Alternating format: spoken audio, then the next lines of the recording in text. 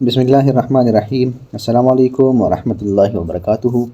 امید کرتا ہوں آپ سب حضرات خیریت سے ہوں گے، اور اللہ سے دعا ہے اللہ آپ کو صحت مند، تندرست اور توانا۔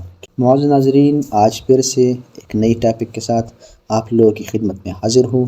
آج ہم بات کریں گے ہلدی کے بارے میں کہ رب ذوالجلال نے ہلدی میں کتنے نایاب اور لاجواب فائدے رکھے ہیں۔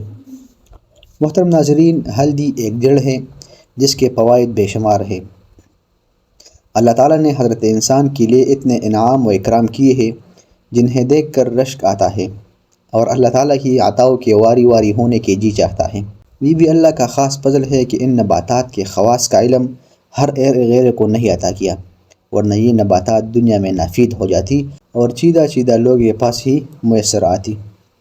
ہلدی برصغیر پاک و ہند میں بکثرت پائی جانے والی ایک جڑ ہے جس کے فوائد اب تک دنیا کھوج رہی ہے، اور وقت گزرنے کے ساتھ ساتھ ہلدی کے فوائد عیاں ہو رہے ہیں۔ گئے وقتوں میں ہلدی کا استعمال بکثرت کیا جاتا تھا، اور ہلدی تقریباً ہر ہانڈی کا جزو لازم ہوا کرتا تھا۔ آج کے زمانے میں اول تو ہلدی کو ہانڈی یعنی سالن میں استعمال ہی نہیں کیا جاتا، اور اگر کیا بھی جاتا ہے تو وہ ہلدی ملاوٹ شدہ ہوتی ہے۔ اگر ہو سکے تو پنسار کے پاس خود جائے اور اپنی آنکھوں کے سامنے ہلدی پسوائے اور شیشے یا پلاسٹک کے برتن میں محفوظ کر لے، اور بوقت ضرورت اس کو استعمال کر لے، ہانڈی میں یا دودھ میں یا کسی اور ضرورت کے وقت۔ محترم ناظرین، اگر آپ ہماری بات مانیں تو جیسے آپ لوگوں پر 5 وقت کا نماز فرض ہے، تو آپ اپنے اوپر ہلدی کا نبی فرض کر لیجئے۔ اس کے اثرات اور فوائد آپ پر آہستہ آہستہ کھلیں گے۔ ہلدی تمام خواتین کی بالعموم بیماریوں کا شافی علاج ہے۔ ہلدی مردوں کے لیے بھی اتنی ہی نافع ہے اور اتنا ہی فائدہ مند ہے جتنی ہلدی خواتین کے لیے فائدہ مند ہے۔ محترم سامعین، آپ ہلدی کو پسوا لیں اور آدھی چائے کی چمچی دودھ میں ملا کر روزانہ پی لیں۔ اگر ایسا کرنا مشکل ہو تو آدھی چائے کی چمچ پھانک لے اور اوپر سے دودھ پی لے۔ اگر ایسا بھی ممکن نہ ہو تو پنسار سے 1 نمبر کا کیپسول لے لے اور اسے پسی ہوئی ہلدی سے بھر لے، اور روزانہ صبح و شام دودھ کے ساتھ ہلدی کو استعمال کیجیے۔ ہلدی آپ کو معدے کے تمام قسم کے امراض سے نجات عطا کرے گی۔ اس کے علاوہ آپ کو اگر کوئی دل کا مسئلہ ہے تو ہلدی استعمال کیجیے، آپ دل کے تمام قسم کے امراض سے مامون رہیں گے۔ اگر کسی بندے کو پرانا بخار ہے اور اتر نہیں رہا تو ہلدی استعمال کیجیے، آپ کو اللہ شفا عطا فرمائیں گے۔ معزز ناظرین، حتیٰ کہ آج کل وبائی شکل اختیار کرنے والے ڈینگی کے بخار کے لیے ہلدی نہایت ہی شافی اور کافی علاج ہے۔ کینسر وہ نامراد مرض ہے جو اکثر موت پر منتج ہوتا ہے، جس کا نتیجہ اکثر اوقات موت ہوتا ہے، اور جس کا علاج بہت ہی مہنگا ہے۔ کینسر کے پاکستان میں ہسپتال بھی ہیج کے برابر ہے۔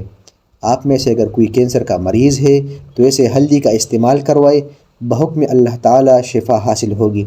اسی طرح اگر کوئی ہیپاٹائٹس کا مریض ہے، چاہے اس کی کوئی بھی قسم ہو، اسے ہلدی کا استعمال کروائے، انشاءاللہ سے اسے شفا نصیب ہوگی۔